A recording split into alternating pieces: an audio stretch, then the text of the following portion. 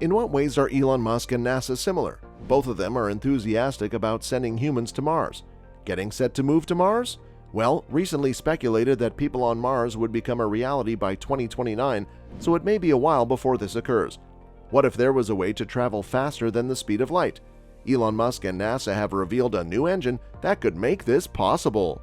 The EM drive produces thrust by bouncing microwaves around inside a closed chamber. This defies the laws of physics, as it doesn't require any fuel to produce thrust. Could this be the future of space travel? What are the implications of this technology? You are watching Elon.Musk, and if you like what you are about to see, please smash that like button, hit subscribe, turn on notifications, or leave something in the comments. We humans are greedy to conquer what is available in this galaxy.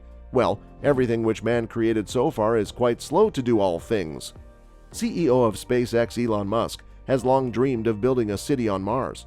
It could support a population of 1 million people indefinitely on its own, and it would make humans really multi-planet citizens. It's his biggest dream, and it might keep him busy for the next 3 decades.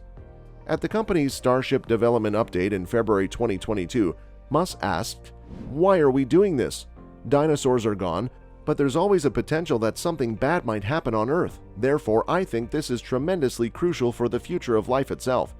Musk elaborated on how even if it is just an insurance policy, it would be used to create something truly amazing. Musk remarked that life can't be only about addressing issues.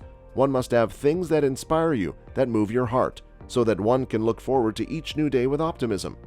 Fans had hoped to see humans land on Mars by the middle of the 2020s, but Musk said this week on Twitter that it wouldn't be until 2029 before the vision of astronauts on Mars became reality. And new studies reveal that the Martian terrain is pretty dangerous. Space travelers should expect to meet unforeseen challenges, such as the buildup of dust on solar panels and the destruction of NASA's Curiosity rover by microscopic boulders from Mars. The Lightspeed engine is a theoretical engine that would allow a spacecraft to travel at or near the speed of light. The engine would work by creating a field of energy around the spacecraft that would push against the fabric of space-time, propelling the craft forward. So who made the first experimental measure of the speed of light? In 1849, French physicist Armand Fizeau conducted the first experimental measure of the speed of light. He did so by timing how long it took light to travel through a rotating wheel with teeth, and then compared that to how long it took light to travel a known distance without the wheel. Fizeau's experiment was not the first to attempt to measure the speed of light, but it was the first to produce a reasonably accurate result. His value of 313,000 kilometers per second was only off by about 1%. Today, we know that the speed of light is 299,792 kilometers per second. This value was first measured accurately in 1983 by American physicists Alan Michelson and Robert Vaisseau. David Burns is an engineer who has created the type of engine that he claims can accelerate to 99% of the speed of light without using any fuel. How the physics-defying Lightspeed engine works. This engine is able to travel at speeds faster than the speed of light, which is a physical impossibility according to Einstein's theory of relativity. The engine uses a process called quantum tunneling to travel faster than the speed of light. This is a process where particles can tunnel through barriers that they couldn't normally pass through. In order to achieve this, the engine creates a strong magnetic field that pulls the particles through the barrier. The particles are then accelerated to near light speeds and pass through a series of magnets that keep them on course. Once the particles reach the other side of the barrier, they are released from the magnetic field and travel at their natural speed, which is faster than the speed of light. This process is repeated over and over again, allowing the engine to achieve speeds that are impossible for conventional engines. So there you have it. That's how the physics-defying Lightspeed engine works. What are the potential benefits of a Lightspeed engine? If successful, a Lightspeed engine could revolutionize space travel. It would allow us to travel to distant stars and galaxies in a fraction of the time it takes with current technology. Additionally, it would allow us to explore parts of the universe that are currently inaccessible to us.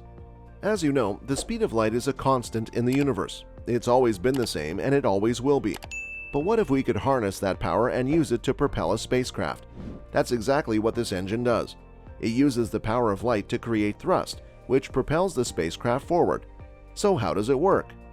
The engine consists of 2 parts, a light source and a reflector. The light source is usually a laser, and the reflector is a mirror.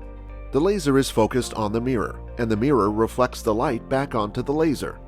This creates a feedback loop that amplifies the light. The amplified light is then directed out of the back of the engine, creating thrust. And because the light is moving so fast, the thrust is also incredibly powerful. This engine is still in development, but it has the potential to revolutionize space travel. With this engine, we could one day reach speeds that are impossible with traditional propulsion methods. The original EM drive was created by Roger Scheuer in 1998, and he described the many testing conducted on each of the 3 versions of his idea. He came up with the idea for the EM drive while he was working on a project for NASA. Well, he was trying to find a way to create thrust without using any propellant, and realized that if you could create a magnetic field that was strong enough, you could create thrust without using any propellant. He started working on the EM drive in 2001, and it took him a few years to perfect the design. The EM drive works by using microwaves to create a magnetic field. The microwaves bounce off of the walls of the chamber and create thrust. The EM drive has been tested in many different ways, and it has been proven to work. The most recent test was conducted by NASA in 2016. They found that the EM drive produces thrust even in a vacuum. To explain how the EM drive works, Scheuer dissected it from tip to tail, revealing its inner workings along the way. As Scheuer said, the significant cost and difficulty of producing the hollow form using superconductors means that they are not used to make the interstitial portions. In addition to interstellar travel, Scheuer noted that the M drive might be used to launch vehicles into orbit. He revealed that the M drive's secret relies on saving half of its microwave-generating fuel for the intraspace phase and burning the other half during takeoff. There is enough energy to get you into orbit, Scheuer remarked, it just takes a long time. The NASA cavity, upon which Martin Timer and at least 3 other groups' work rests, is severely faulty, Scheuer stated. First off, it's a cavity in a flat end plate. You may see that your wavefront phase inaccuracy is close to half a wavelength by doing some basic geometry. It is impossible to generate propagating waves in a flat front cavity. He has a lot of other issues as well.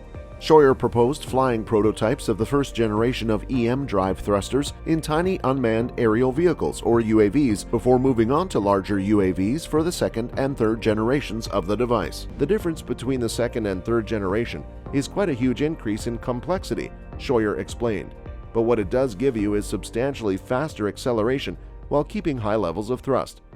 It is possible to merge all 3 generations, but the physics will remain the same. That's for the video. We will be right back. Until then, do hit the like button and subscribe to our channel. Thank you so much for watching, and we'll see you in the next video.